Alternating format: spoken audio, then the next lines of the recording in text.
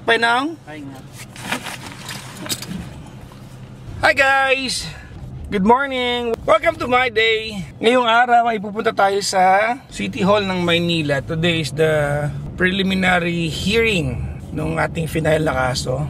Nothing so serious, kaya lang gusto natin na ituloy dahil yung mga police, they already did their job para i-gather yung evidence, i-surveillance yung tao, na-identify yung suspect. So, we're going to see this through to the end. Sa mga hindi nakakalam, nag-file tayo ng kaso dun sa nagnakaw at nambasag ng kotse ni Klong at nagnakaw ng laptop natin. Although, we were able to recover the evidence, tinuloy pa rin natin yung kaso. So, papunta tayo ngayon ng City Hall ng Maynila. Doon yung hearing. Sakto traffic light. So, ito yung subpoena natin. First time ko makataggap ng subpoena sa buong buhay ko. Ano pala yan eh.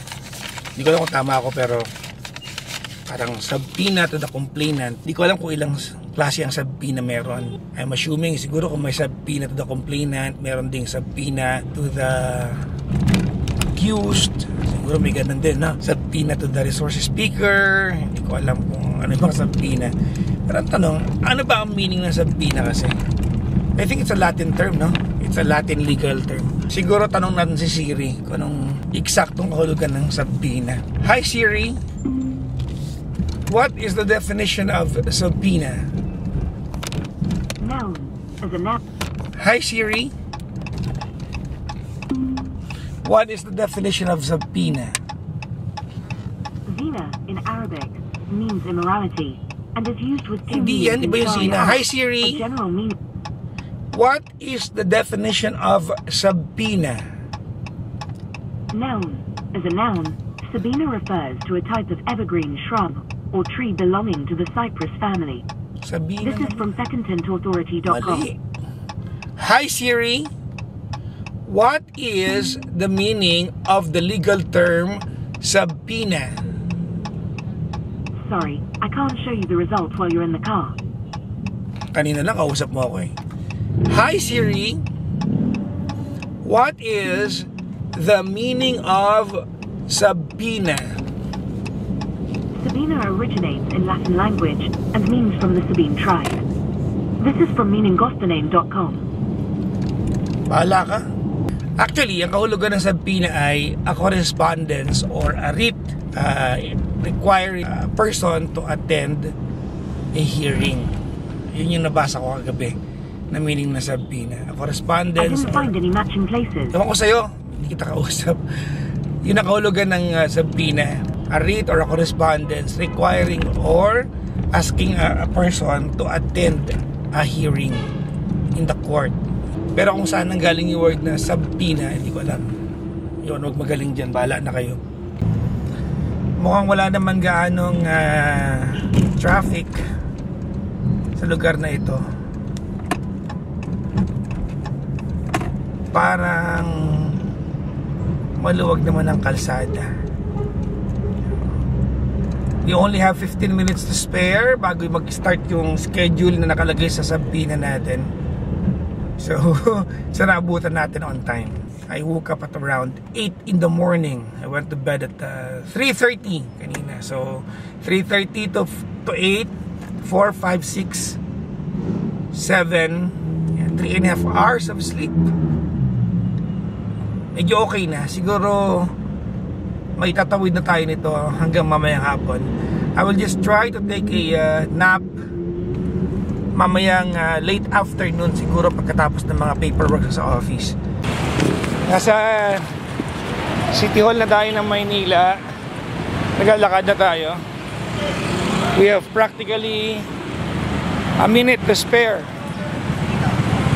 8:59 na. Hinahanap ko na lang yung room. Ito na. Nasa third floor na tayo. Hinahanap ko na lang yung kwarto.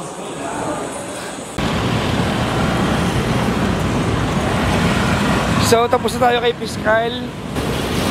Pinagsumpa lang tayo na kahit ano mangyari, kahit makakaabala, kailangan ituloy yung kaso kasi sayang yung trabaho ng mga pulis. Kasi sabi niya kung inumpisahan na ng mga polis na asikasuhin, tapos yung piskalya, ginawa na nila yung part nila, documentation and everything. Tapos biglang masasabihin daw, abala lang to, masasayang daw lahat ng effort. Totoo naman, di ba? Sa mga una-unang vlogs ko, sinabi ko na yun, di ba? Na isa sa mga pinakamalaking factor kung bakit ko gustong ituloy ito, dahil sayang talaga yung effort ng police kasi sinurveillance na nila eh. So yun, so hearing done today, it's not even 10 in the morning. Tara, punta tayo ng Energy FM naman. Ngayon ko nararamdaman yung antok ko kasi ang tulog ko parang 3 hours lang. So yung vlog ko kahapon, I don't know if you've watched it, di ba nagpunta tayo ng Green Hills dahil nagpa-trade up tayo ng camera. So may utang tayo na 15,000.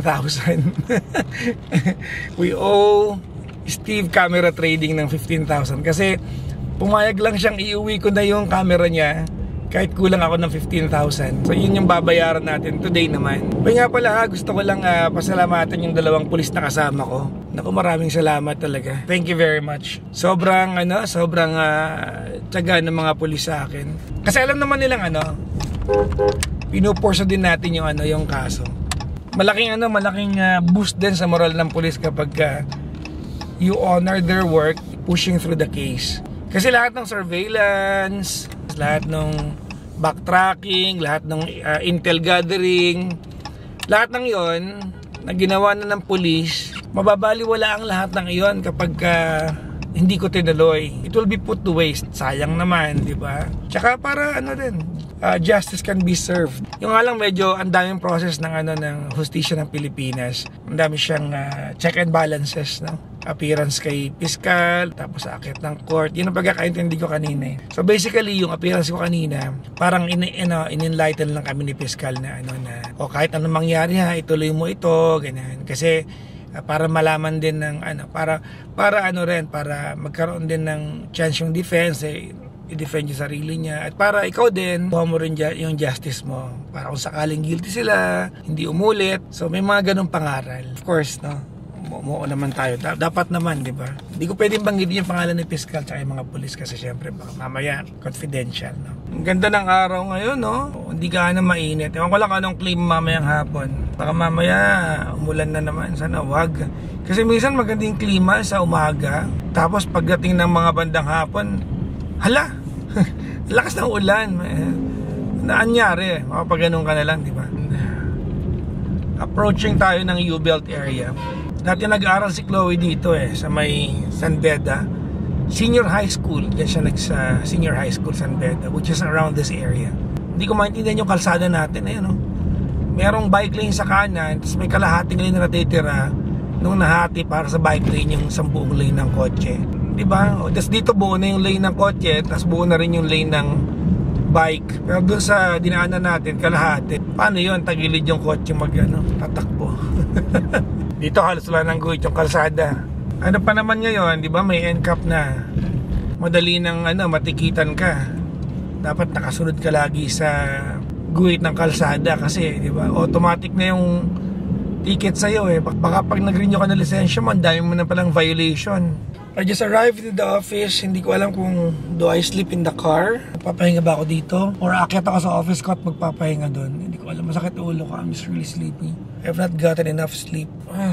It's 10:20 ng umaga. This is way too early for me. Hindi ko alam kung gutom ako, inaantok. I don't know. Hi. I think I'll go upstairs sa office ko to try to edit some things, and then maybe take a nap, a little bit of nap.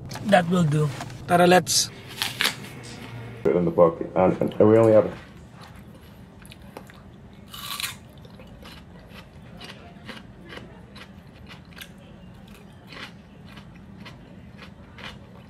Kaya.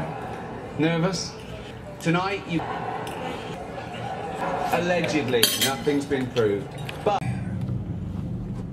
papunta naman tayo ngayon ng Summit Hotel dito sa may Green Hills dahil may meeting tayo.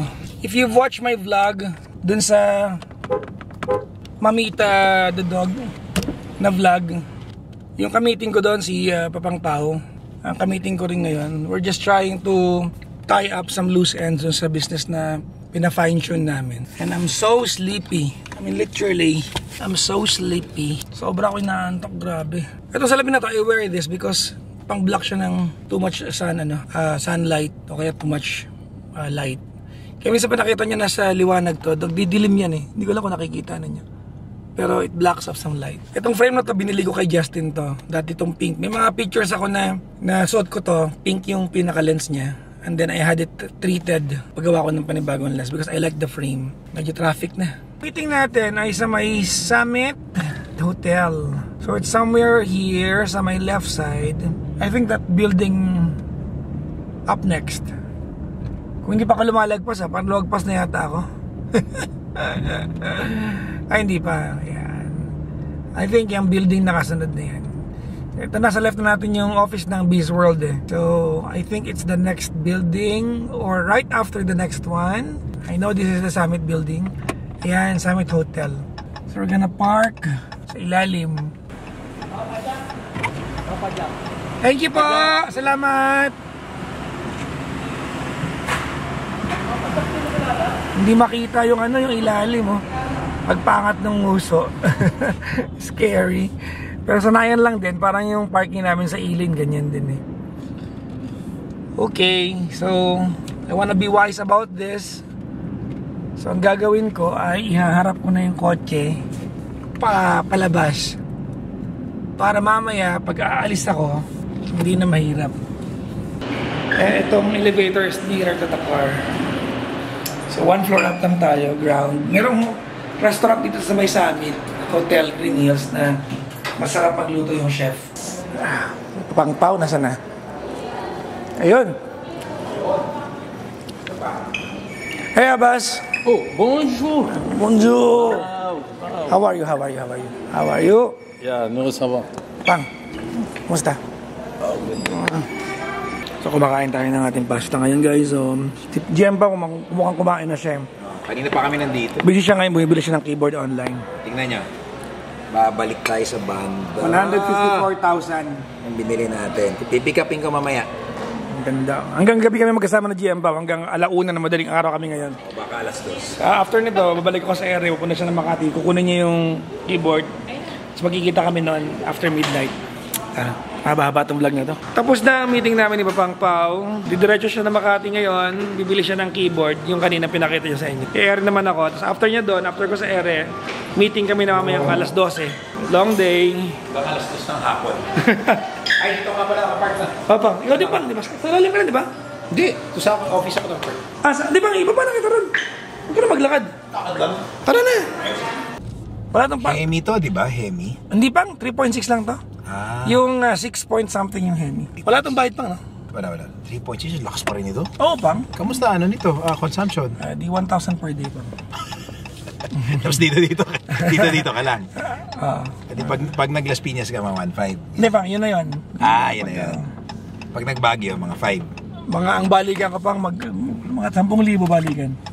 Hindi ka naman nalalayo sa consumption ng Mirage. Ang ganda na nga ng ride nito. Ang smooth na. Pang. Lambot na yun. Wala na yung lagutok. Yan yung Montero. Ayan. Pang, thank you Pang. Kita-kits mamaya. See you later Pang, see you later. Thank you. Ating mystery midnight meeting mamaya. Sana Pang. Malay mo. Meron yun Pang, may bunga yun mamaya. Bye-bye. Ingat Pang, ingat. So, pabalik tayo ng office ngayon. Because it's a Wednesday. May programa tayo with Kuya Chico. Yung Chipa with Kuya Chico. Muulan. Oo. It's raining na. It's raining na. Yes, it does seem to be raining. Hala. Sumagot siya. Hala. Sumagot siya. Sino narinig niyo ba? It's raining na.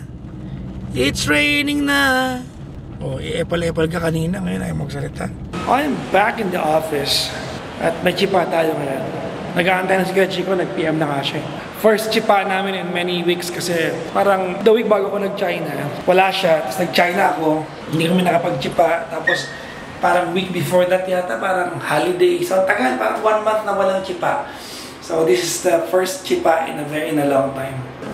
Hello! Hello, Mami! Kamusta ka po? Okay naman. Hello. Alam mo na sa labas ka pa. Actually, galing ako sa labas. Oh, ba, ang bilis mo naman. Ganun meeting. Anong day na yan? Kalagitnaan ng programa natin. Actually, malapit na matapos. At nandito pa rin yung mga mamis. Nasuki pag Wednesdays. Hello. Ayan. Pag nandito sila ng 4 hours, 2 hours silang tulog. Hindi, masarap kasi matulog sa buto namin malamig. Di ba mami, no? O, komportable yung upuan. So, it's 11 p.m. Haba na ng araw ko. If you've started watching this vlog, pula umpisa, alam nyo, before 9 o'clock, nasa labas na ako ng bahay kanina. And I'm almost done with the show. After nito, pupunta naman ako ng Makati for another meeting. Siguro makakauwi ako mga 3 a.m. And then, doon pa lang ako kakain na maayos na pagkain. Because I have not eaten enough food today. May kinain lang ako kanina sa office ko. Ilang subo lang kasi konti lang tirang ulam sa akin eh. Go home and, go to a meeting and then go home and then eat. One more caller and we are done for the day. So, finish na tayo sa ating programa ngayon at iwanan natin yung dalawang mamis na nandun. Hello, bye-bye. Bye. Yan, nakiki-aircon sila. Nakiki-aircon pero ayaw sa aircon. Giniginaw. Una na ako, meet. Chairman, una na ako, Ray. Di ka pa uwi, meet? Una na ako? May meeting pa ako sa Makati. Kalauna. Tawagan ko lang yung meeting natin. Pang! Pang, on the way na ako, Pang, sa'yo. Dito ako na, naghahanap ako ng parking. Oo. Pang, along. Hindi, along. Hello, Pang?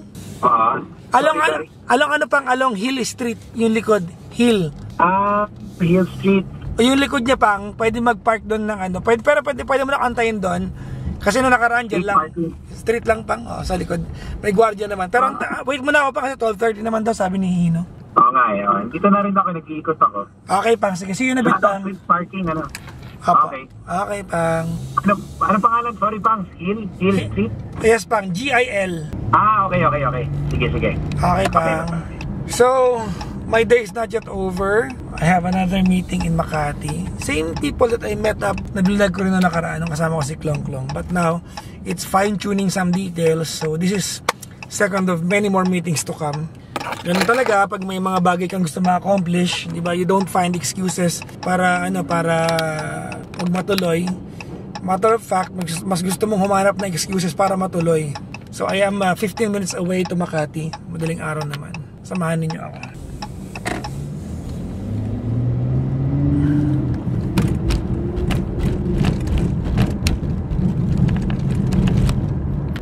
Ay, nako. Alam niyo, na-enjoy ko itong klase ng lifestyle na maraming ginagawa. I like it. Gusto ko yung idea na may mga may mga ginagawa tayo more than wala tayong ginagawa. So, mag-i-EDSA tayo ngayon. Bibihira akong dumaan ng EDSA pag gantong oras. Kasi ngayon yung uwi ko naman sa liwa sa EDSA. At this time, mag-i-EDSA tayo para diretso walang traffic light, walang stoplight. Hindi nakita na ako. Dito ka na rin magparada. Nakakausap ko yung guard. Sige, Pang. I am 8 minutes away, Pang. Sige, yung sinasabi mo na ito, Hill Street ba? Pang. Dire-diretso lang, bandang dulo, hindi ba yung palabas na, makikita mo sa kanang side. Tapos may bakanting slot dito, sabi ko reserve na sa'yo. Okay, Pang. Sige, Pang. See you, Pang. Okay, sige.